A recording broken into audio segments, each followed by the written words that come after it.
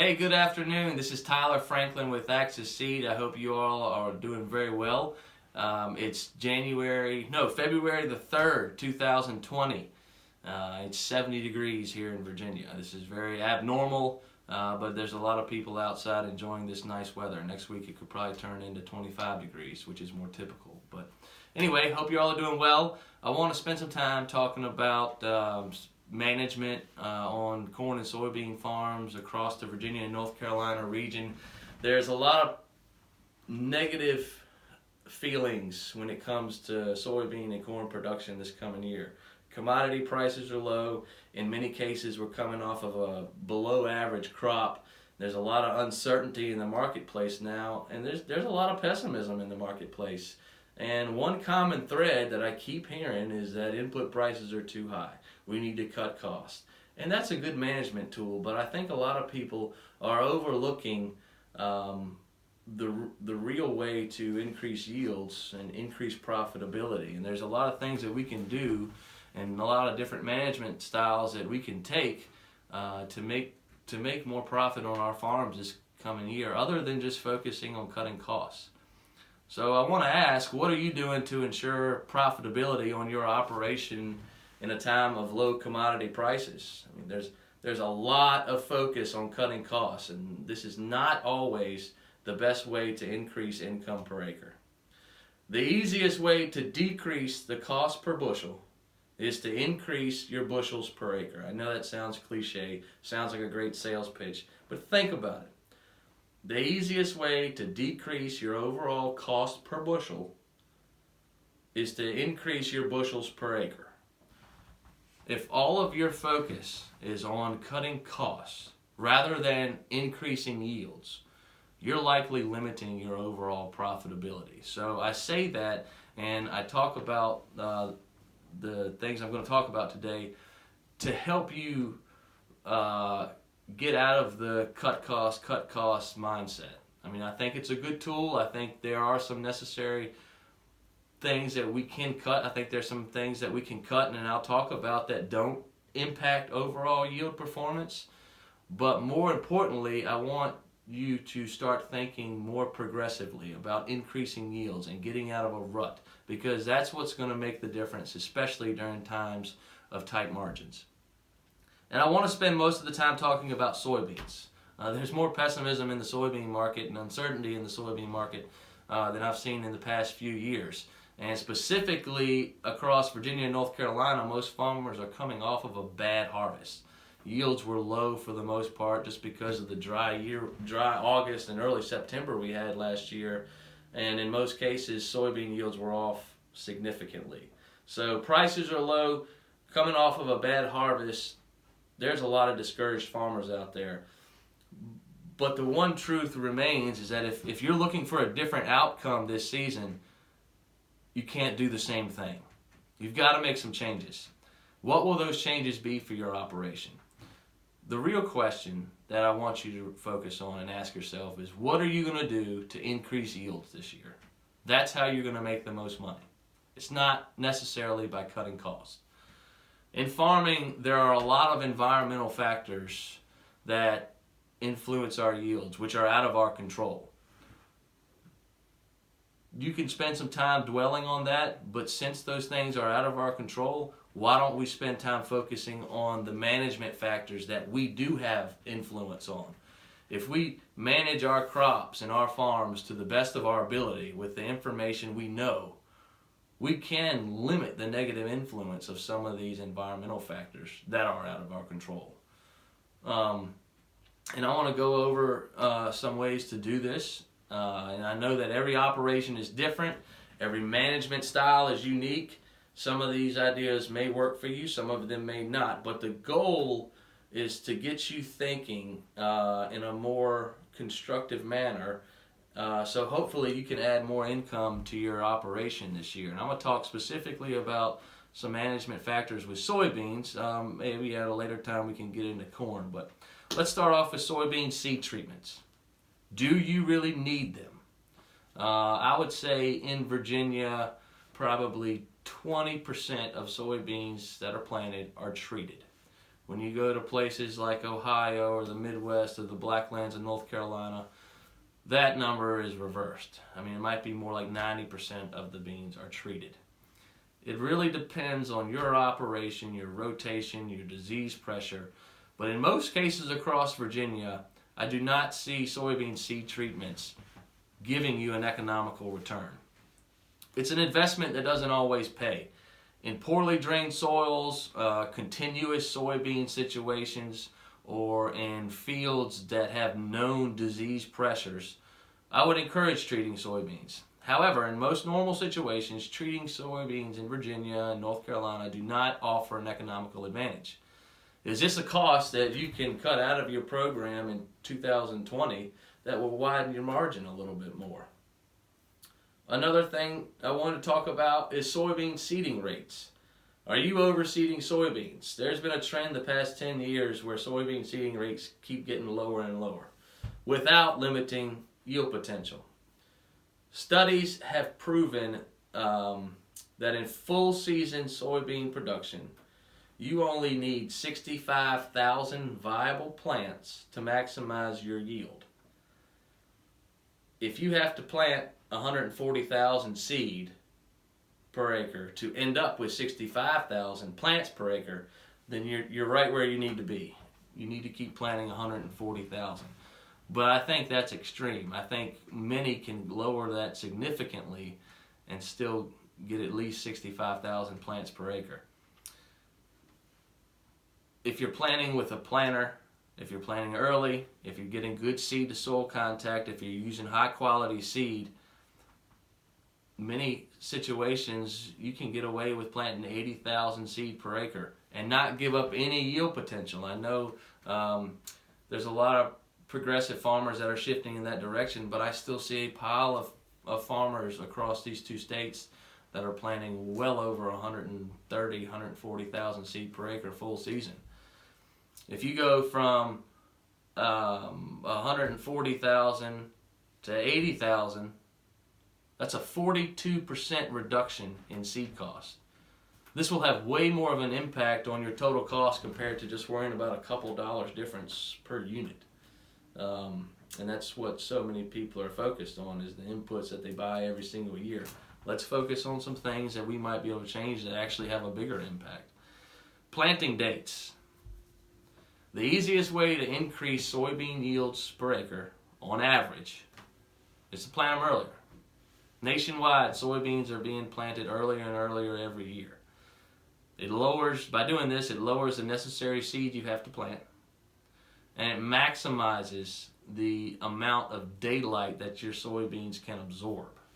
So by linking up the summer solstice, the longest day of the year, with your main reproductive stage of that soybean plant, you're maximizing your yield potential.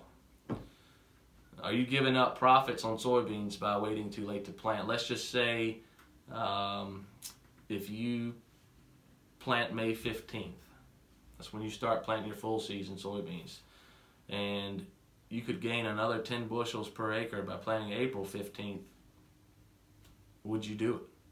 Why would you wait in that scenario? I'm not saying that that's a magic number, but the rule of thumb, the easiest way to increase yield is to plant beans earlier. Let's talk about trait packages. There's a lot of different choices out there that are available to farmers this year that are new. We talk about Extend soybeans, which have been available for a few years now. They're coming out with Extend Flex soybeans next year. Now we have Enlist coming from Corteva, and we've got GT27 soybeans coming from BASF. You can still use regular Liberty beans, we can use regular Roundup Ready 2 beans, and we can go conventional if you want to. There's a lot of different choices. Which of these is best for your operation? Do you really need to pay for some of these traits?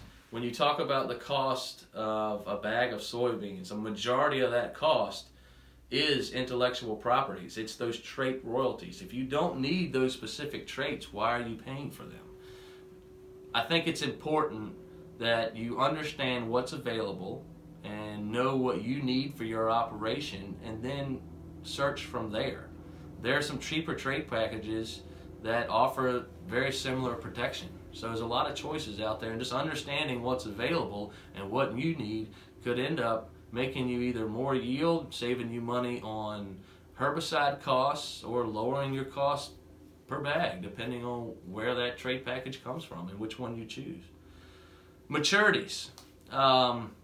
This is a big one for many farmers in the southeast part of Virginia and central North Carolina who grow cotton and tobacco.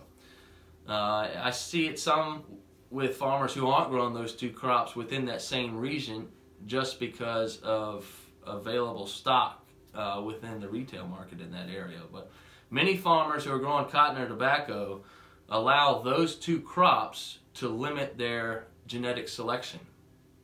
In fact, I like to say that most tobacco farmers and cotton farmers allow those two crops to be their limiting factor with soybeans.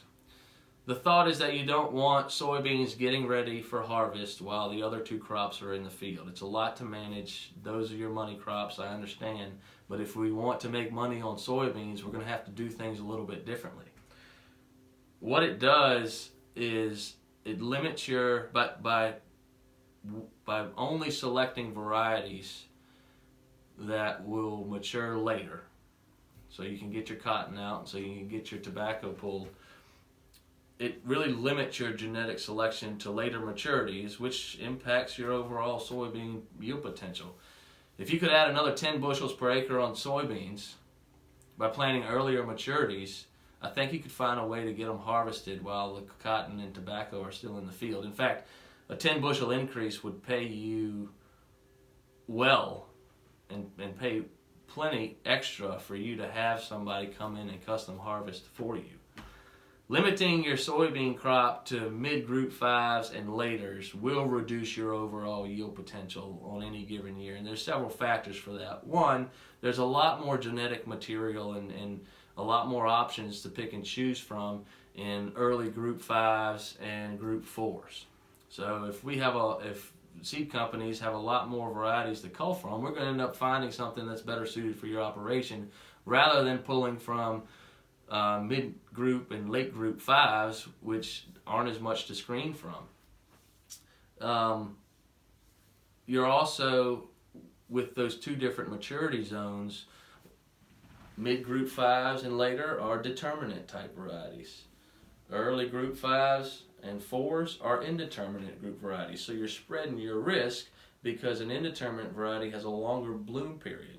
So you have more time to capture favorable weather conditions and rainfall events. Don't let other crops, if you want to make money with soybeans, the takeaways, don't let the other crops limit your ability to raise the bar with yields in soybeans, if you can. Let's talk about right product, right acre. Not all soybeans are created equal. Spend some time to study the different varieties available and match the right products up for your farms, your fields even. Let's talk about nematode resistance. If you have a farm that is, it has root knot nematodes, and let's say the best nematode resistant variety is $5 higher than another one that doesn't have that same resistance, you better be paying up for the variety that's $5 higher and has the root knot protection compared to the cheaper one that doesn't, because that will affect your yield. Nematode resistance, disease resistance. Let's say you're planting continuous soybeans, or you've got a farm that has a known disease that has hurt you in the past. By selecting a variety that has that specific disease resistance or has a great disease package, you're not only going to reduce the amount of stress that crop sees that season, but you may also be able to save a fungicide pass later on compared to a variety that broke down to diseases earlier, which would require a fungicide application. The other thing to think about is never plant, if you're doing continuous soybeans, never plant the same variety in the same field year after year. And there's a biological reason for that. You got diseases that a certain variety is weak against, that breaks down all the fodder, and that disease is heavy, the pressure's high, and it's laying there on the ground. If you plant that same variety that has the same weaknesses and that disease is high, it's going to stress your crop more. So never plant the same variety year after year in the same field. With soybeans, let's talk about seed quality. It's important to plant high seed quality. You don't always get what you pay for. Are you even paying attention to seed quality? I know a lot of farmers won't even look at what the germ is. I mean, the difference in a unit of seed with an 80% germ and a unit of seed with a 90% germ is huge. If you're planting full season soybeans at 100,000 seed per acre and your average cost is $50 a bag, this 10% difference in germination from 80 to 90 is equivalent to $3.57 an acre. And all that has to do with what you're buying in the bag. So don't just look at the price per bag. Pay attention to the quality of the seed you're actually planting. Rotation. I've seen thousands of acres of soybean yields across the state of Virginia just plateau around that 25 to 30 yield mark due to continuous soybeans. Breaking the rotation is critical to raising higher soybean yields. If you're planting into continuous soybeans and you have an average yield of, let's say, 30 bushels per acre, you're probably going to lose money in 2020 if you don't do something to change. Thinking about the big picture here and not these specifics. I mean, the goal for this video is to get you thinking in a more constructive manner rather than just focusing on how bad prices are. How can I lower inputs? Let's make some changes that can affect our yield potential and increase our margins. What will the harvest of 2020 bring to your operation? It's really way past time to start planning, but it's never too late. On the average operation across Virginia and North Carolina, this is a big variance, but on average, at current price levels, you'll need 33 bushels to the acre to break even. If you don't have a plan in place to hopefully exceed these yields, to hopefully exceed 33 bushels per acre, you might want to sit this year out. Any of the Axis team across Virginia and North Carolina would love to sit down with you, learn your operation, learn your challenges, and put our heads together and see if there's any way that we can come up with what changes that we can make to spread out your margin, spread out your risk, and hopefully raise the yield barrier so that we can actually make a profit this coming year. If we can help in any way, please let us know. If you found this video interesting and helpful, please like it and share it. You can reach out to me anytime. My email is tfranklin@tidewaterseed.com. My phone number is 804-445-4333. Thanks for tuning in.